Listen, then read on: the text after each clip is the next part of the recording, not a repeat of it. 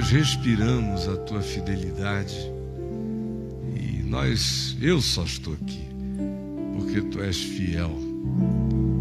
Porque mesmo quando nós somos infiéis, tu permaneces fiel a ti mesmo, ao teu caráter, à tua natureza, ao teu amor, à verdade. Obrigado, porque nisto está a nossa salvação. Está toda a nossa segurança. Repousa no teu caráter, em sabermos que tu és bom, que tu és misericordioso, que tu és justo e verdadeiro e fiel. Porque se te negarmos, tu nos negas.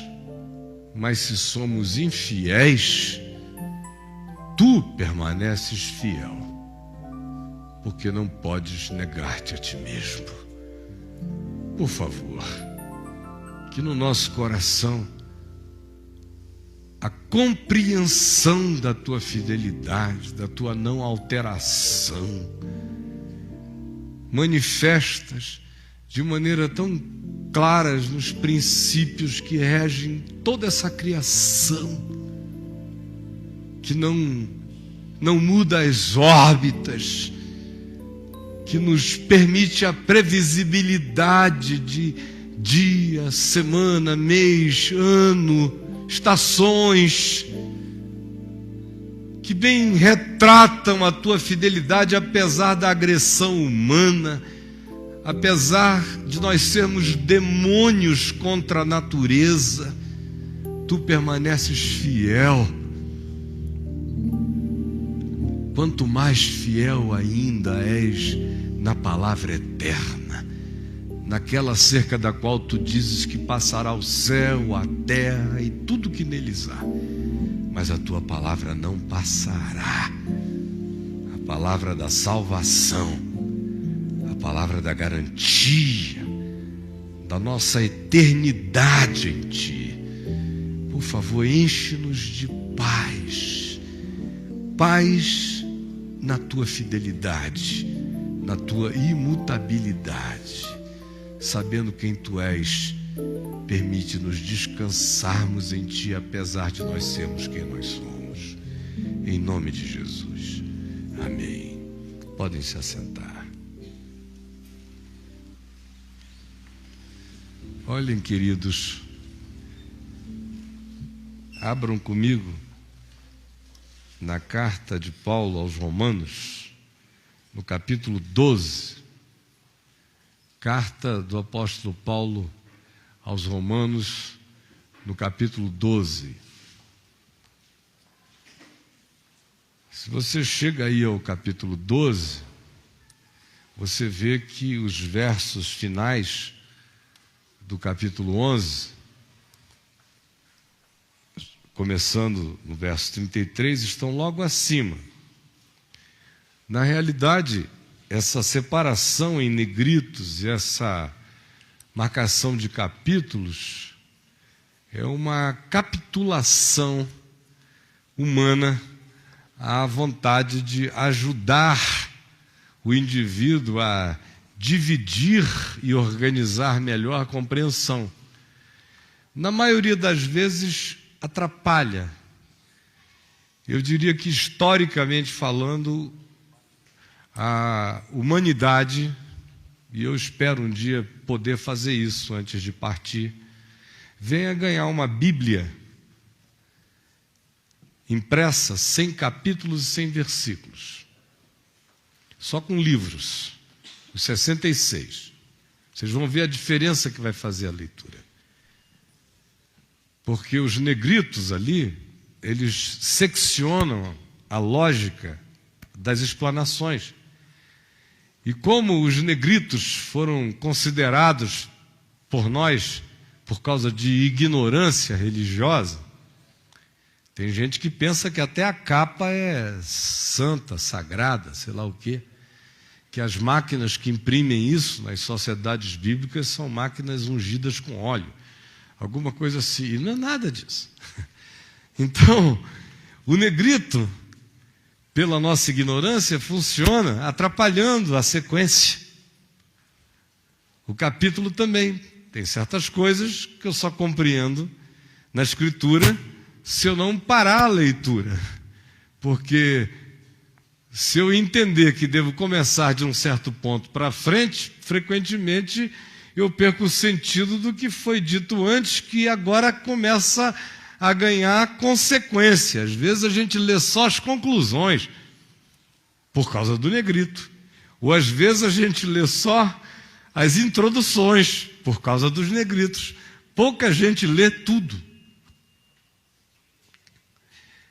Esse é um dos milhares de textos da Bíblia onde o negrito atrapalha. Porque o que segue no capítulo 12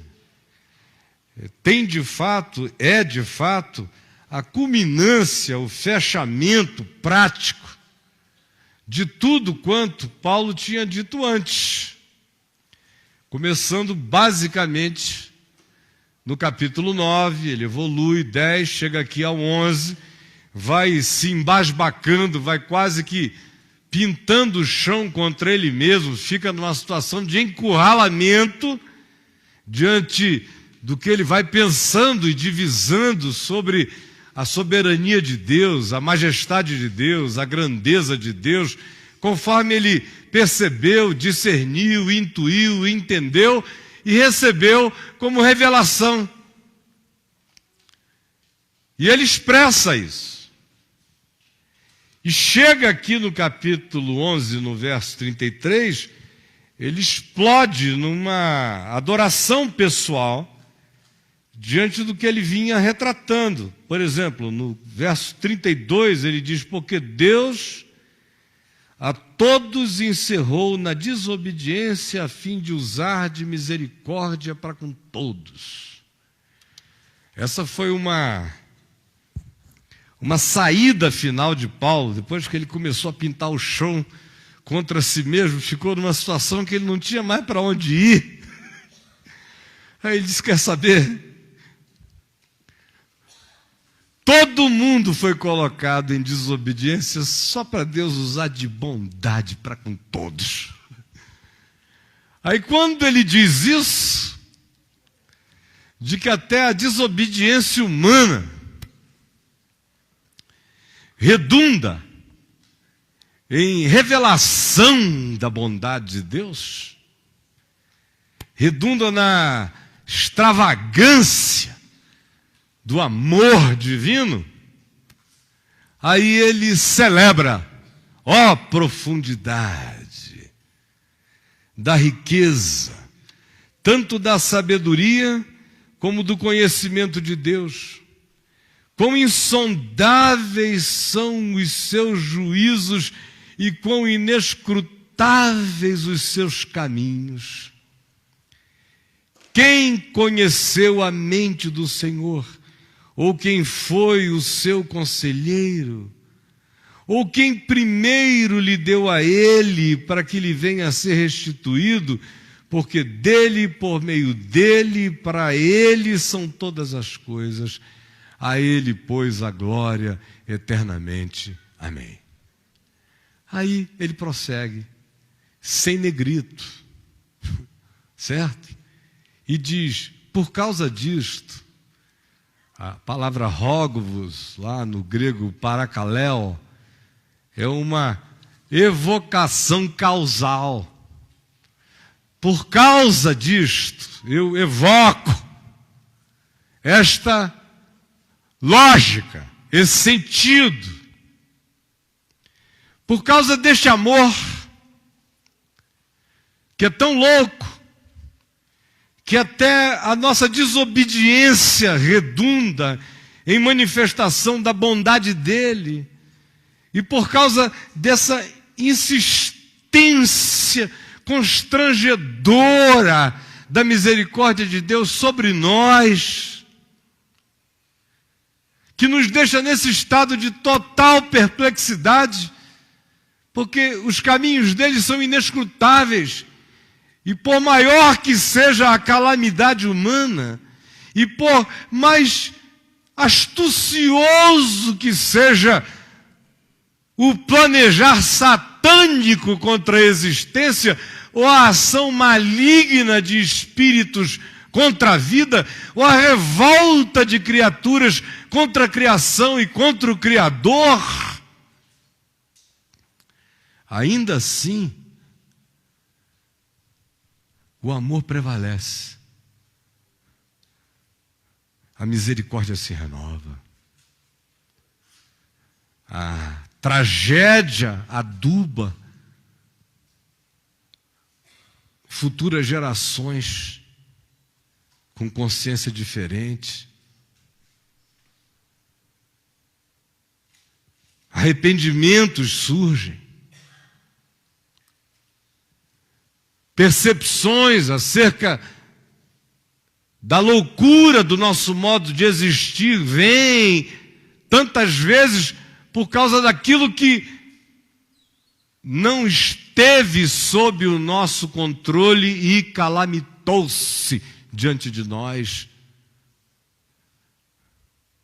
Do jeito que nós nos tornamos,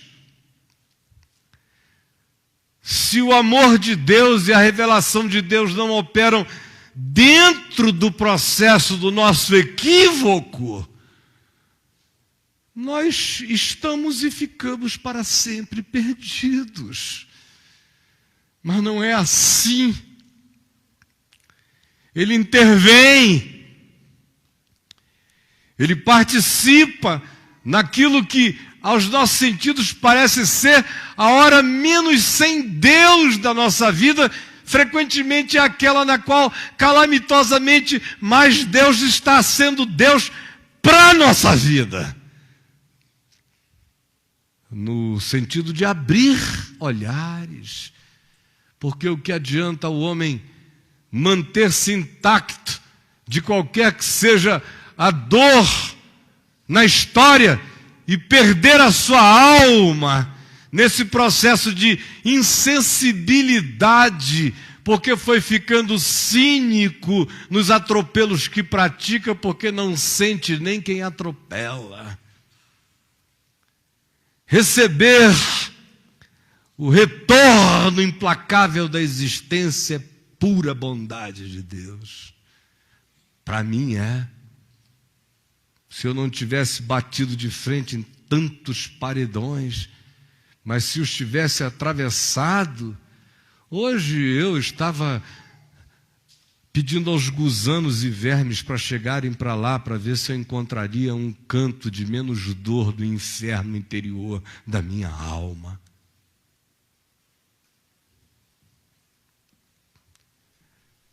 Ó profundidade!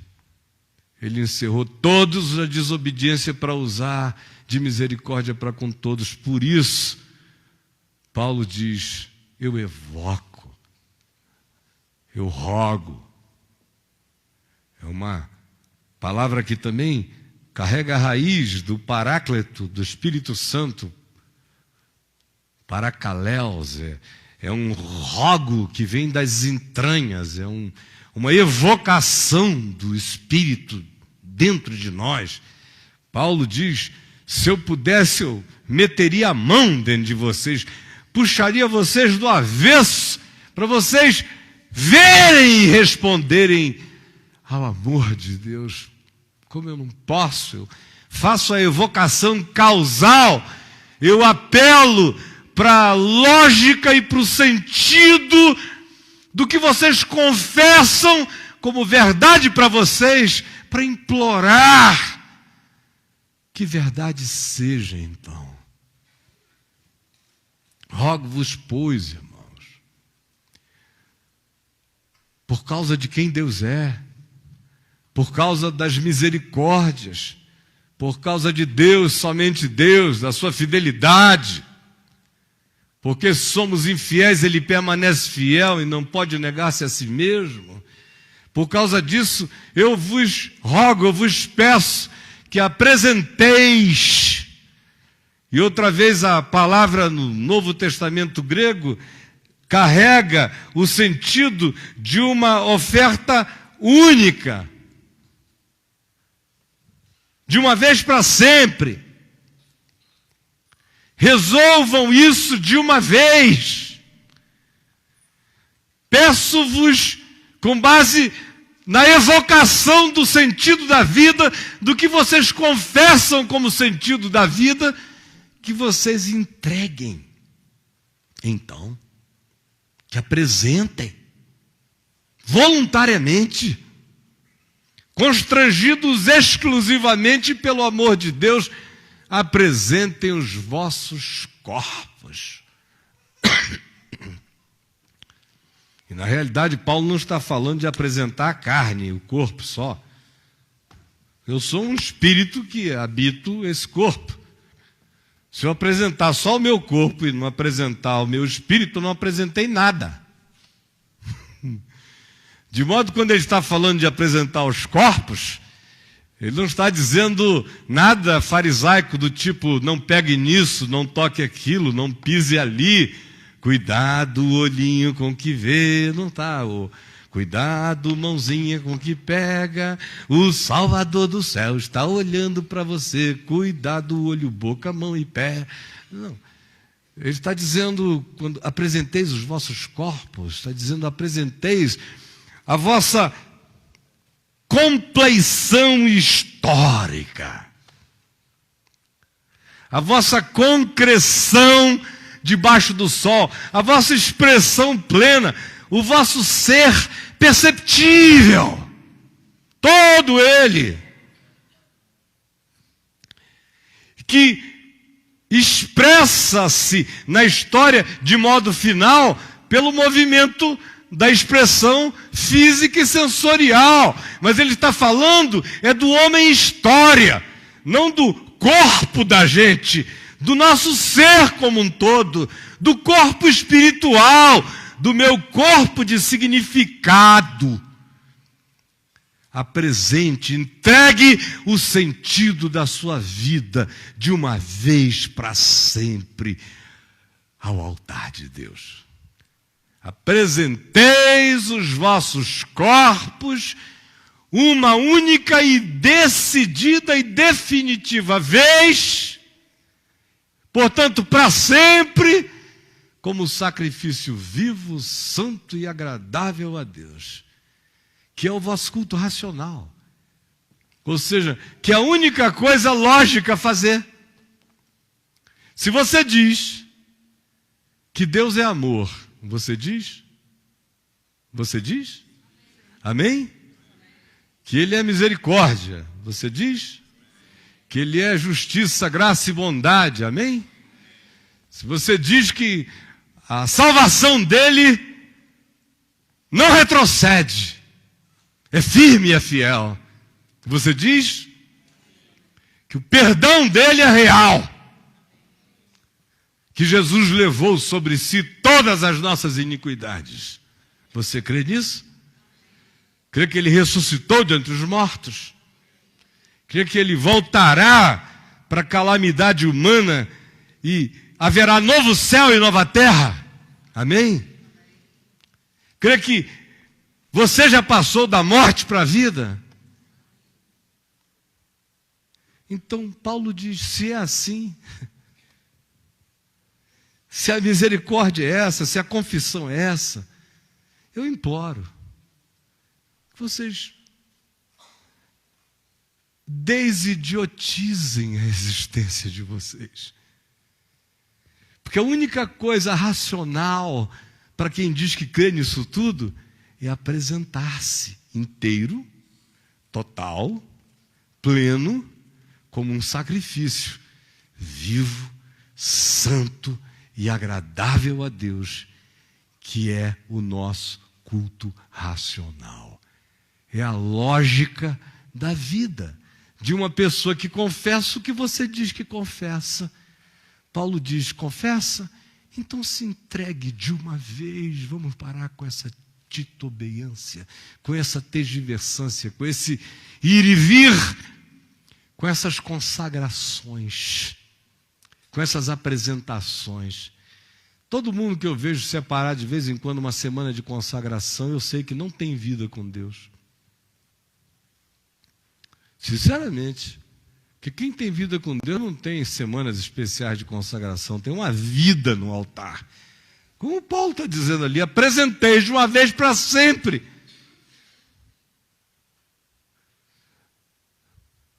Eu não lembro jamais de ter feito nenhuma consagração, Senhor, só uma. Quando eu cheguei e falei, eu estou aqui, lá no meio do mato, depois do que tinha acontecido comigo à noite, no meio de julho de 73, na Assembleia de Deus, eu indo atrás de uma arma na casa de um amigo, querendo meter uma bala na cabeça, doidão. Parei lá, o garoto me pegou pelo braço, disse que me conhecia, me convidou para entrar, me botou na galeria. Eu ouvi uma pergunta retórica. Vocês sabem por que Jesus, no alto da cruz de Jesus, havia uma placa escrita em hebraico, latim e grego, esse é Jesus o Nazareno, rei dos judeus? Eu tinha 18 anos e meio, pensei naquilo e falei, eu não sei. Em hebraico, latim e grego. Jesus Nazareno, rei dos judeus, não sei não. Doidão, viajando lá, na galeria. Eu falei, meu Deus, que loucura esse negócio. Tinha um cara assim do meu lado direito, ou eu não sei, o do esquerdo, fortão, com uma criança no braço. Ele me marcou profundamente, o cara, suando, melado, igreja entupida. E o pregador lá não dizia muito coisa com coisa, ele só disse isso, fez essa pergunta e me chamou a atenção. Eu já tinha dito, meu Deus, eu sou um doido. O que eu vim fazer nesse lugar mais doido do que ácido consegue me fazer ficar doido? Porque doidos são eles. Aquela gritaria, eu não entendia nada do que o cara falava. Aí, e o rapaz aqui do lado, com aquela criança, quando a criança ia sossegando, o pregador dizia alguma coisa lá, tipo, Jesus está vivo! Aí é uma senha, né? Num ambiente pentecostal, todo mundo grita nessa hora. É hora de gritar. Aí você tem palavras-chave que você aperta o botão em meio pentecostal e todo mundo explode. Quem anda no meio sabe como é que funciona esse negócio. Aí, quando o pastor dizia lá a palavra senha da explosão, ele gritava que aleluia! E a criancinha fazia cá! Aí ele sacudia aquela criança, sacudia, aleluia! E eu dizia, meu Deus, vai matar essa criança. Aí, arrependido de ter entrado, eu vou já sair, porque isso é uma loucura, cara. Eu queria me matar agora eu estou aqui angustiado mais ainda. Aí o cara respondeu a pergunta lá na frente, a pergunta retórica. Sabem por que no alto da cruz havia um epígrafe escrito em hebraico, latim e grego? E eu fiquei viajando. Não sei.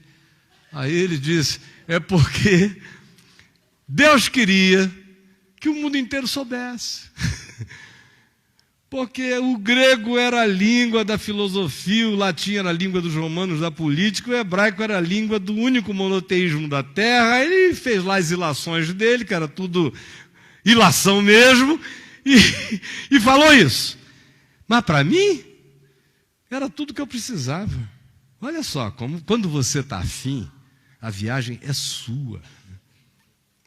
Era tudo que eu precisava. Eu falei, entendi, Jesus, entendi tudo. Sei por que eu estou perdido. É porque não tem uma cruz na minha vida. Se o desejo de Deus era informar a todo mundo que soubesse ler, a todo mundo que pudesse compreender e passar adiante, que naquele lugar estava o centro de tudo, então o meu universo ganha sentido. Eu não sou mais essa estrela girando sem órbita, eu não sou mais um astro perdido, eu agora tenho centro de gravidade, agora eu fui achado, agora eu tenho em torno de quem ganhar e erigir o sentido da minha vida. E foi a única consagração.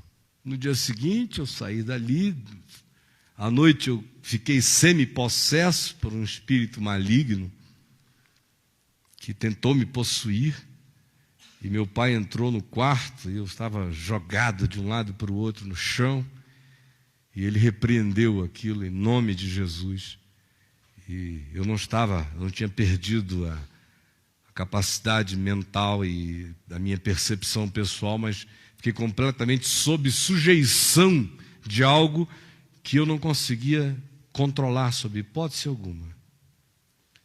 E subitamente aquilo saiu. E eu dormi, acordei meio-dia, uma posição fetal. Peguei a minha motocicleta e fui para o meio da floresta. Parei e comecei a correr numa trilha até chegar a um igarapé cristalino, ninguém, só uns buritizais, a água límpida passando, aquele céu azul, e eu chorando, já eram umas 2:30, 3 horas da tarde, sozinho, e me ergui as minhas mãos e falei: Jesus, agora eu sei qual é o sentido da vida. E eu me entrego ao sentido absoluto, a Ti, Jesus, ao Evangelho. E já me batizaram quando eu era criança, na igreja católica, na igreja presbiteriana. Agora chegou a minha vez de me batizar sozinho contigo, sem homem, sem ninguém, só nós aqui. Aí me joguei para trás em nome do Pai. Abri o olho lá embaixo, vendo aquela água aqui em cima de mim, os buritizais. Em nome do Filho e do Espírito Santo. E saí dali correndo, igual Elias, cheio do Espírito Santo, uns 6 quilômetros até a minha motocicleta para ir embora. E nunca mais fiz nenhuma consagração. Uma só para sempre. Já passei por situações tão horrorosas, fora de mim e dentro de mim, mas em nenhuma delas eu voltei dizendo: deixa eu me reconsagrar, porque eu sei que foi uma vez e para sempre. Eu sei que foi verdade nos melhores dias, foi verdade nos piores dias, é verdade na vida, é verdade na morte, não muda. Por causa da fidelidade dele. A apresentação, a entrega, pode ser uma única e para sempre. Assim como ele morreu uma única vez e para sempre por nós, a minha entrega a ele, conquanto cotidianamente eu diga que sou dele, eu renove os meus amores, mas o nosso casamento aconteceu antes da fundação do mundo, e na minha consciência, como ser humano, aos 18 anos de idade, de uma vez e para sempre também. Rogo-vos, pois, irmãos, pelas misericórdias de Deus, que apresenteis o vosso ser integral, uma única vez, para sempre, como sacrifício vivo, santo e agradável a Deus. A diferença entre esses sacrifícios, outros sacrifícios, é que os outros sacrifícios eram sacrifícios para a morte. Matava-se o sacrificando, o sacrificado. Era troca. Nesse caso não há nenhuma troca. Não há barganhas a fazer. Jesus foi o sacrifício de uma vez e para sempre. O meu é uma admissão de que Ele deu a vida para que eu tivesse vida. E agora, o que Ele pede de mim não é a minha morte. É um sacrifício vivo. Eu não sou chamado a fazer um sacrifício de morte, eu sou chamado a fazer uma oferta de vida. Vida, da minha vida. Sacrifício vivo, santo, separado. E eu me torno santo não por rituais, nem por exterioridades, mas pelo corte que vai surgindo de percepção na minha consciência e pelo aprofundamento do meu olhar, interpretando a vida cada vez mais segundo Jesus, segundo o Evangelho, conforme a mente de Cristo. Isso vai, no processo, separando o meu ser da loucura da vaidade interpretativa e colocando dentro do meu ser a solidez daquilo que é eterno. Essa compreensão me separa da bobagem, das escolhas bobas, das opções bobas, das causas tolas, das perseveranças na morte. Essa percepção me santifica, me separa do curso alienado do mundo, de modo que santificação no Novo Testamento equivale a lucidez no Evangelho e a sua prática em amor. Sacrifício vivo, santo e, portanto, agradabilíssimo a Deus. É você pensar e saber que Deus tem prazer em você. Tem prazer. É porque você é perfeito? Ah, Deus. Pergunte à minha mulher se eu sou perfeito, ou aos meus filhos, ou a qualquer um de nós. Não. Não é porque nenhum de nós alcançou a perfeição que o Senhor tem prazer. Eu me torno uma oferta agradável. Deus tem prazer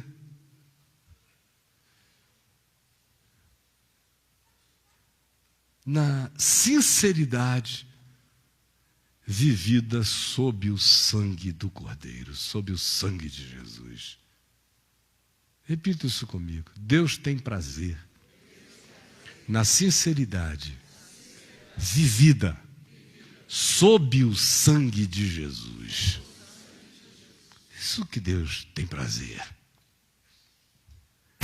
Aí até quando eu estou idiotado e de repente começo a cair em mim, dure isso 1 minuto, 10, 2, 1 hora, 1 dia, seja lá o que for.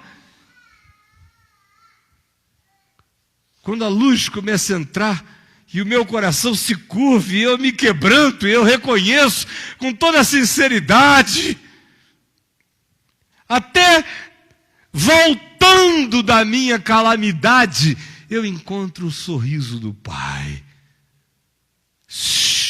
Ponham-lhe um anel no dedo e sandália nos pés, tragam-lhe vestes, mandem matar o novilho, contratem uma banda, chame os vizinhos. Assim é o Pai. Tem prazer, porque esse filho estava equivocado e ganhou lucidez, estava emburrecido e foi penetrado por sabedoria, estava torto e foi endireitado enquanto caía. Sacrifício vivo, santo e agradável a Deus, que é a lógica do ser, e não vos conformeis com este século. Com esse sistema, com esse aeon. E isso não tem nada a ver com diferenciações exteriores.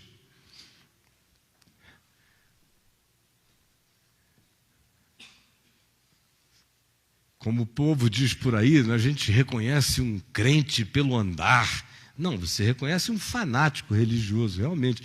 Eu conheço pelo andar, pelo cheiro, pelo penteado, pela roupa. Às vezes eu digo para minha mulher, olha, aquilo ali é crente. Como é que você sabe? Está na cara, tem até um biotipo já. Eu posso dizer, determinadas denominações têm um biotipo, o convívio ali faz a pessoa ficar igual um bonsai daquele lugar. A pele muda. Vocês estão pensando o quê? Muda tudo, até o cheiro, até o hálito. É uma loucura. Eu estou nessa desde que eu nasci, há 10 mil anos atrás, vendo esse negócio. Não é moleza, não. Então, o pessoal fica pensando que são essas exterioridades, quando na realidade nada de exterioridade está sendo tratado, porque quem muda o coração transforma tudo que precisa ser mudado na vida.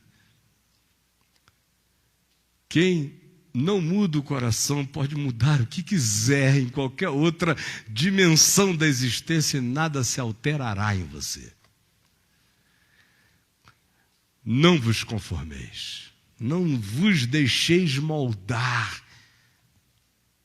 Não por formas exteriores, é a mente. Tudo tem a ver com o pensamento. Guardem a mente de vocês. Pensem com a mente de vocês, segundo o Evangelho. Ganhem a mente de Cristo pelo Evangelho. Lutem contra os pensamentos perversos de vocês, assim como em mim eu enfrento os meus todos os dias. E são tão sutis que às vezes você nem nota e já está há 5, 10 minutos num processo contra a própria saúde da sua vida. Não aceite. Não diga do lado de fora eu não faço e do lado de dentro conserve um carrossel de enganos. É aqui que é a guerra. Não vos conformeis com este século. Não sejam filhos idiotados e alienados desta geração. Vocês são filhos do Evangelho. Não vos conformeis com este século, mas, ao contrário, transformai-vos pela renovação da vossa mente, por viver um processo cotidiano de aprendizado, de arrependimento, de compreensão, de recompreensão, de agregamento de outros valores, de outras percepções, de outras profundidades, de outros ângulos, de outros olhares e prismas de misericórdia.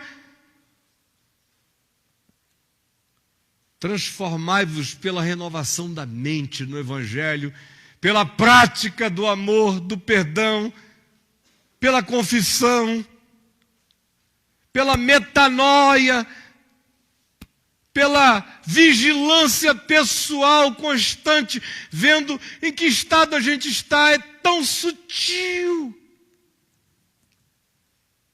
É tão sutil.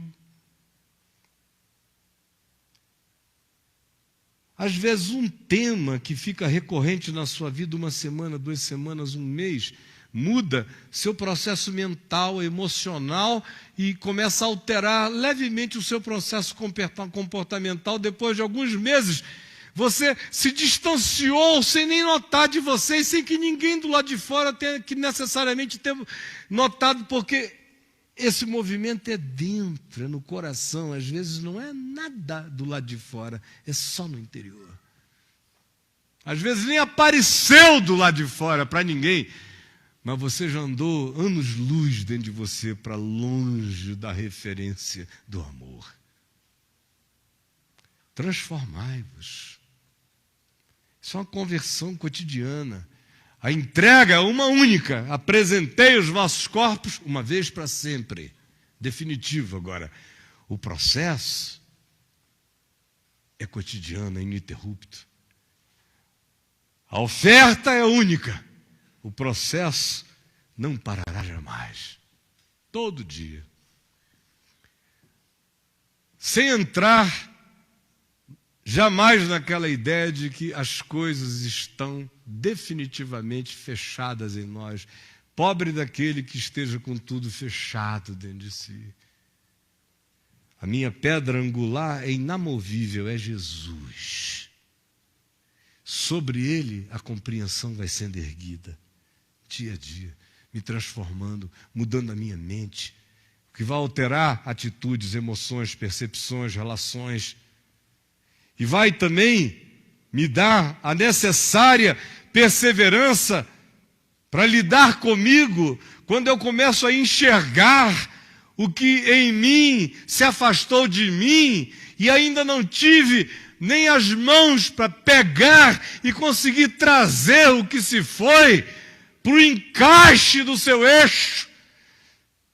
Aprender a fazer isso sem o desespero dos que acham que perderam alguma coisa. Ao contrário, passando a interpretar isso como mais uma lição sobre o fato de que sem Ele eu nada posso fazer. De que é nele que eu tenho que viver e respirar e ser. Por isso, eu não posso deixar de me converter nem um dia. Me transformar pela renovação da minha mente, para que eu experimente o benefício do Evangelho. Porque do que serve o Evangelho, gente, se ele não fizer a gente experimentar algo que seja Evangelho? Evangelho é boa nova. Só que a vontade de Deus é que o Evangelho deixe de ser uma boa nova oral, apenas uma notícia, uma revelação eterna que pode ser aprendida por conceito e pode ficar só como uma conceituação não introjetada, não internalizada. Portanto, a vontade de Deus é sempre uma só e prioritariamente esta, porque a obsessão do verbo de Deus, da palavra de Deus, palavra, da palavra de Deus, é tornar-se carne. É se encarnar. É virar experiência. É deixar de ser um livro aqui, com seu texto, e passar a ser uma inscrição existencial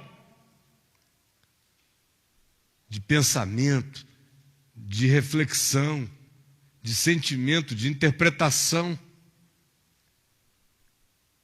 de reconversão, de consciência constante em mim.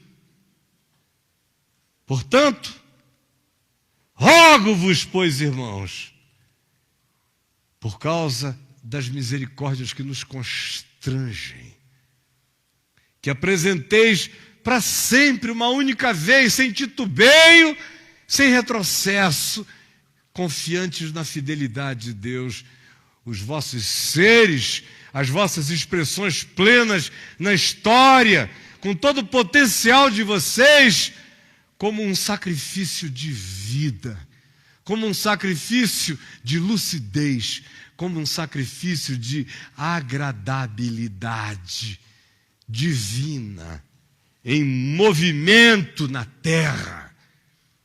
Isso só será possível se duas coisas acompanharem esse processo.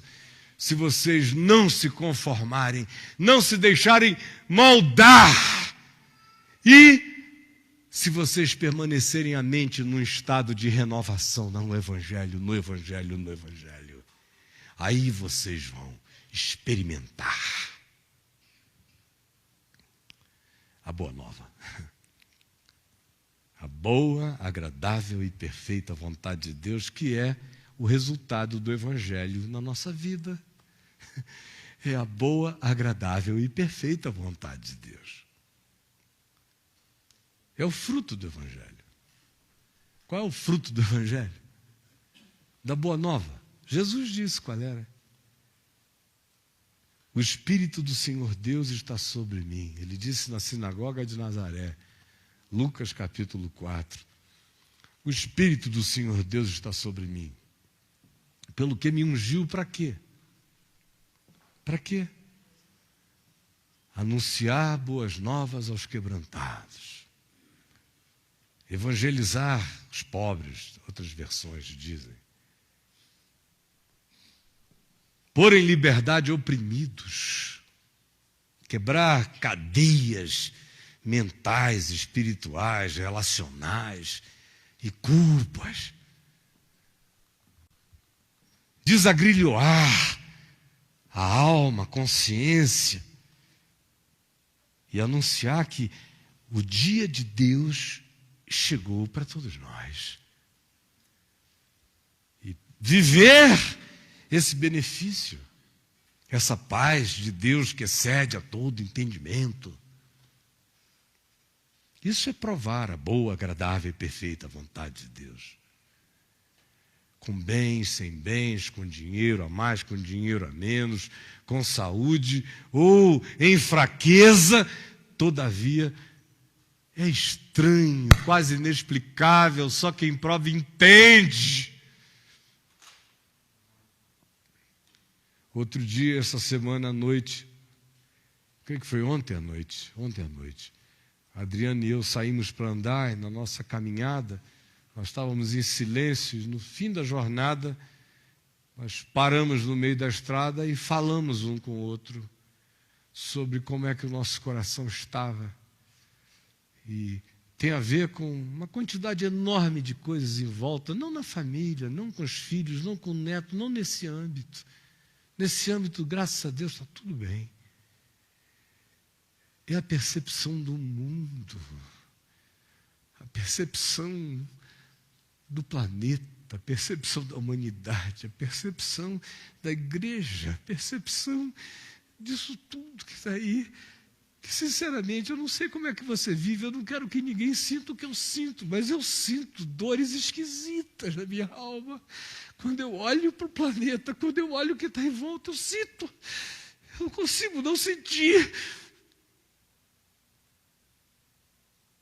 E eu falei para ela, às vezes, olhando para isso, a vontade que dá é se pudesse apertar o botão de eject e ao mesmo tempo eu falei, eu não posso dizer que eu estou infeliz, nem que eu sou infeliz. Eu sou um feliz que chora, um bem-aventurado que chora. Mas dói. Agora, estranhamente, nem por causa disso, você quer qualquer outra coisa, além de viver, viver e viver, e viver, e viver, e viver dando o fruto do Evangelho.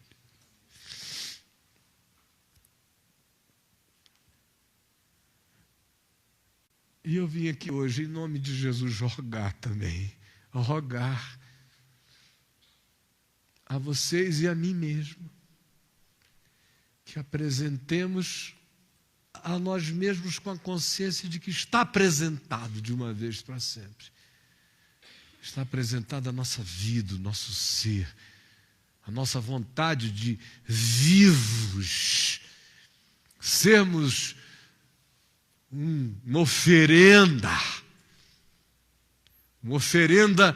encantadora, crescente, de beleza, de lucidez, de bondade, de graça, sem conformismos, sem acomodações, sem flexibilizações que nos verguem o caráter e nos alterem o ser, mas ao contrário, mantendo a resistência, renovando a nossa mente e a nossa disposição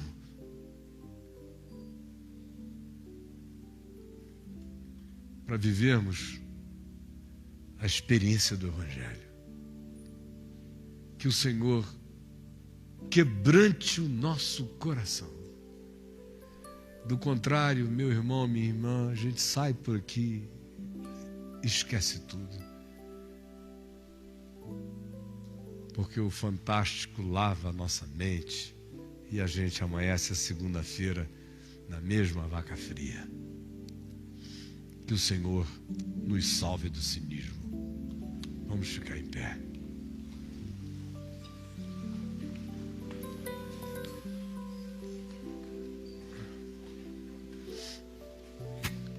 Gente querida, vamos dar as nossas mãos.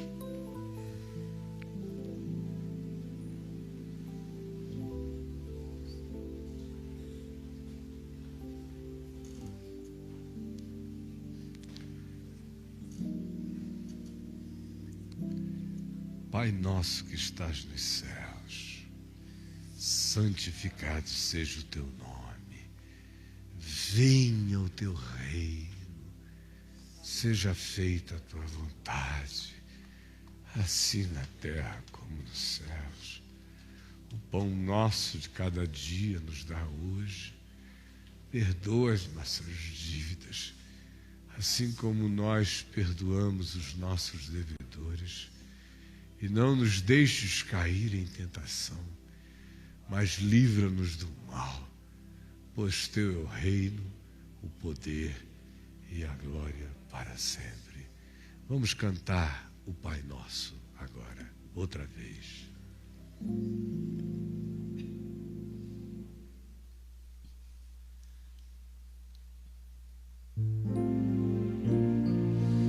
Pai nosso, que estás nos céus, santificado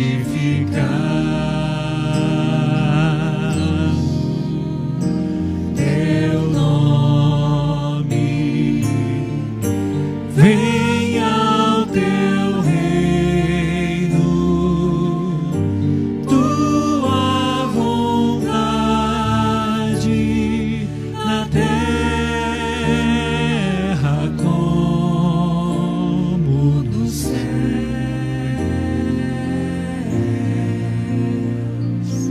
Dá-nos o pão de cada dia e perdoa as nossas dívidas como aos outros perdoamos.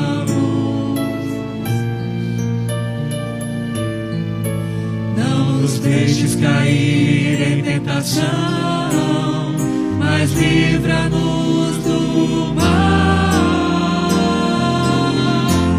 Pois teu é o reino e o poder e a glória para sempre,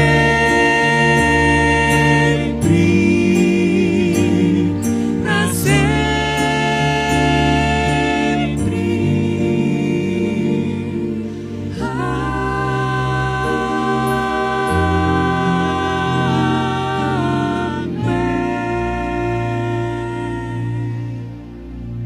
E que o amor do nosso Pai, nosso Pai, nosso Pai, nosso Paizinho, e que a graça do unigênito de Deus, do Cordeiro Eterno, que se entregou a si mesmo antes da fundação de qualquer universo, pela criação que ele criava, que nele estava sendo criada. E que o poder, a esperança, a alegria, a renovação de vida nos sejam concedidas pelo Espírito Santo, hoje e sempre, em nome de Jesus. Amém.